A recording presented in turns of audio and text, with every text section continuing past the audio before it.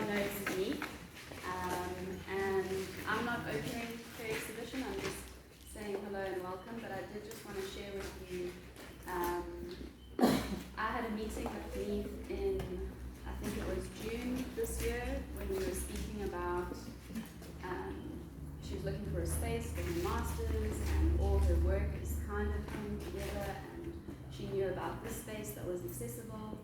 And so we met, and as you can see, I don't think this exhibition could exist in any more perfect a space than this.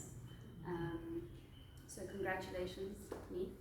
And I'm going to hand over to Louise to open the exhibition. Thank you, Jess. And Jess nearly had to open the exhibition. Because I nearly got stuck in Canada. I'm farming this morning. All the roads. Thank you, and welcome. And I'm so glad I'm here. So am I.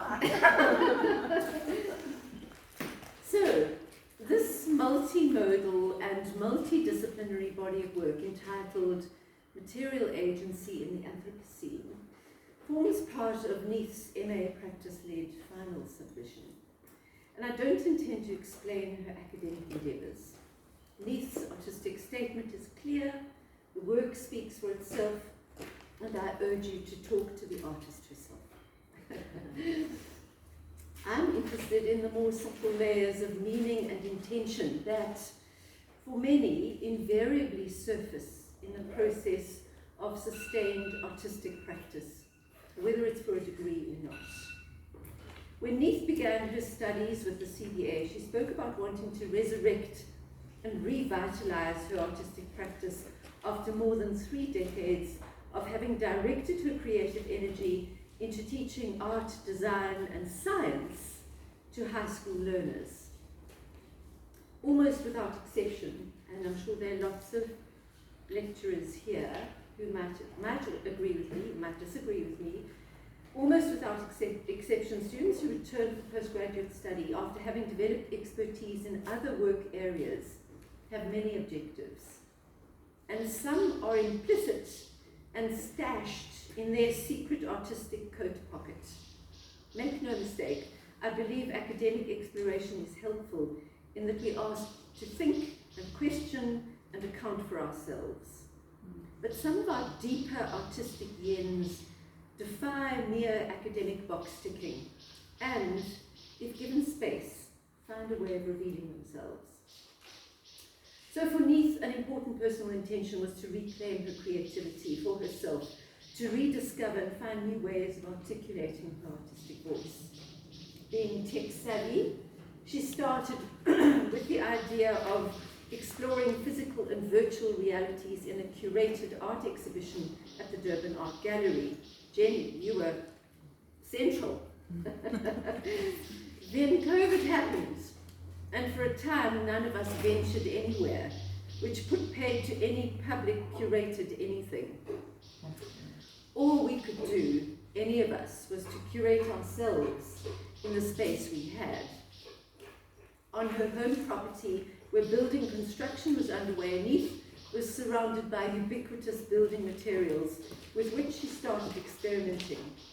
And significantly, this confinement to her home space and to particular materials catalyzed this body of work that curiously transposed her initial artistic practice focus from a public domain, the Durban Art Gallery, to a personal one. And it called for a more direct personal integration of her artistic concerns.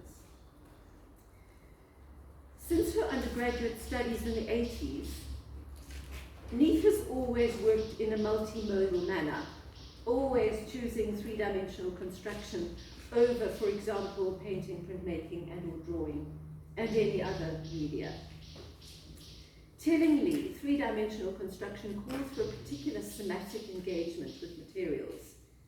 And this unsurprisingly compelled an exploration in this work of her human agency as artistic self, with the variety of material agency that she uses, material agencies that she uses. My point is that Neith like many in this body of work, has reiterated and excavated some of her long-held artistic concerns. I don't know if you've ever read anything by somebody called Elizabeth Strout, but in the novel, My Name is Lucy Barton, the protagonist says, "You will have only one story. You'll write your one story many ways. Don't ever worry about story. You have only one."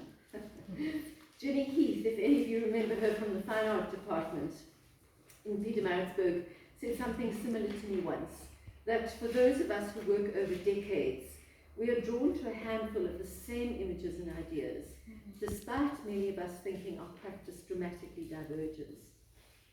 Here, Neith has rekindled and developed her erstwhile curiosity in several disciplines: physics, biological systems theory, psychology, and chemistry, and to say nothing of multimodal artistic practice. When I popped into her studio a few weeks ago, the green and ochre chemistry experiments were bubbling.